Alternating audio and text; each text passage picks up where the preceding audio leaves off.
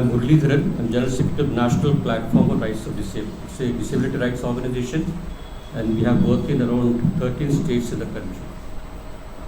Through various affiliates, it's an affiliating body, and we have 13 states, we have different organizations that are working. Before going to this digital exclusion part, I would like to actually do a bit of background on what it is. See, the Prime Minister Modi has been saying that we are a $5 trillion economy, isn't it? Rupee economy, dollar economy, whatever this is. And this has been repeated ad nauseum by his colleagues and down on this figure. So, such a large economy, having such a large economy, in which its GDP rate last year was 8% and is projected to be higher this financial year, doesn't have money to give pension. What pathetic state we are in, isn't it? Since 2011, as Deepak pointed out actually, 2009 in the case of others, but 2011 in the case of disabled persons, the contribution of the Center for the Indira Gandhi National Disability Pension Scheme has been a mere 300. Since 2011, there has been no increase. That means there has been no inflation that has been taken into account. Since 2011, what does rupees 300 per month fetch is a different issue. Even beggars may be earning much more than this 3,300 rupees that they are giving per month. States have to contribute an equal amount, that's all different. By itself, the scheme itself is exclusionary in nature, let alone digital exclusion, that's different. Because you have to have 80% of a disability to avail and BPL to actually apply for this scheme, number one. Second thing is, apart from that, there are various other hurdles actually also. Family income is counted, various other things are also there. Given this exclusionary nature of the scheme, only 3.8% of the disabled population identified by the 2011 census. Whether the census figures were right or wrong, that's a different issue. But even that proportion of population also, only 3.8% of the disabled population identified by the 2011 census are getting this amount. Rest are not getting it. The coverage of this central scheme I am talking about. Rest of the pensions are actually come under the states actually. Whether they receive 1,000 in Rajasthan or 2,500 in Delhi or 6,000 in Andhra Pradesh or various others. These are actually state schemes. They are not a central scheme. So center with such a huge economy that we have is only giving 300 per month. Now this has come up, this has been raised in various forums. Even the Parliamentary Standing Committee in 2022, and it was chaired by Rama Devi, a BJP member of Parliament, and Ministry of Social Justice and Empowerment had said the amount given is farcical, it is absurd. These are the terms that committee itself uses, and had called for a reasonable rise in the amount that is given, so that it looks somewhat meets the necessities of people. It does talk about necessities of people, but it has not been taken into consideration. And when it comes to state schemes, as far as the exclusion is concerned, Tamil Nadu pension is distributed by two different departments. One is differently able department gives one scheme, another is through the revenue department. And there also what we find is in 2023 the number of beneficiaries that was there is actually been reduced now. There is an exclusion that is going on there. Number of beneficiaries have reduced. In various other states also you will find Andhra Pradesh has recently hiked the pension amount. But there is going to be re-verification done quite soon. In the coming months there is going to be re-verification. Re-verification means exclusion. Many people are going to be excluded. So the amount of pension, that amount of, like Deepa again pointed out, the amount is fixed. The budgetary allocation is fixed.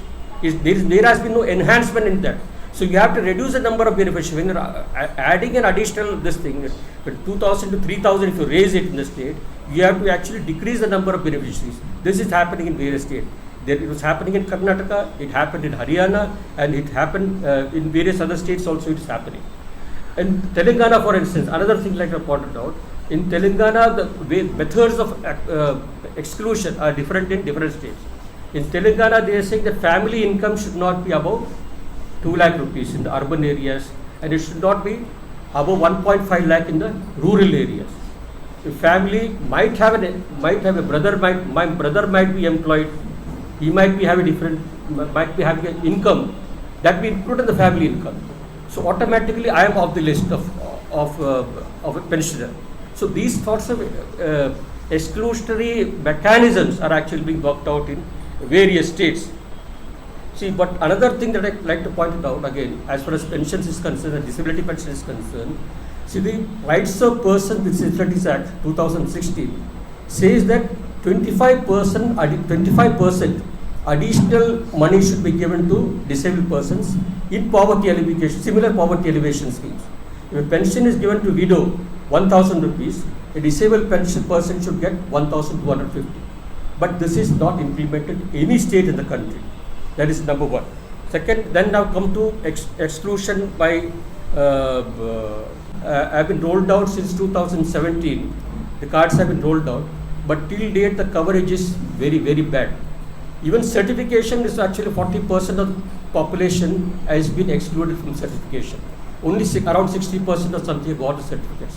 Now UDID card is actually much less actually number. Now for availing any central government scheme, even disability pension various states, you need a UDID card. It is mandatory now.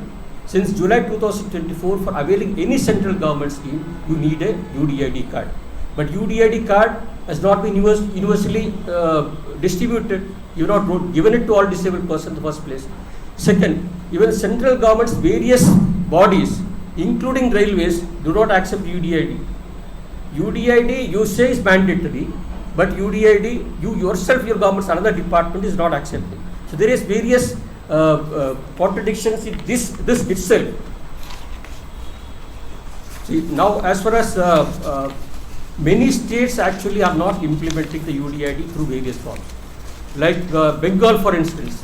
Bengal had its own portal, launched its own portal. Actually, till last year, only 9 UDID cards were issued in Bengal. Till last year. Then Bengal launched its own portal.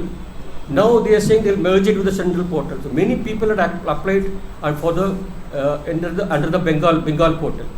Now they are saying they merge it with the transfer it to the central UDID portal. Now what happens to other people? Those who have already enrolled is in limbo.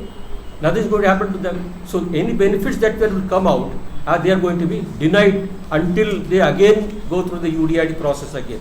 So these are all, see, as far as UDID is concerned again, the 2021-22 report of the annual report of the Department of Employment Person Disability says that only 67 lakh 9,000 odd cards have been issued till last year. So there is a huge gap in people receiving actual UDID card. So there are various issues that are there in this thing. Digital exclusion, again, people with disabilities also is not just confined to Rajasthan. It is there in various other states. So Karnataka, like I said, people are declared dead despite their being alive. People are I say that out of state or migrated despite their being present in their districts, even when this verification was happening. So various such things are happening mainly because the budgetary allocations are not being enhanced for this, and you keep on and you want to one hand you want to show that you are increasing the number, on the other hand you want to show that the beneficiaries are increasing. This is actually not happening. So we need to actually talk about enhanced budgetary allocation also side by side.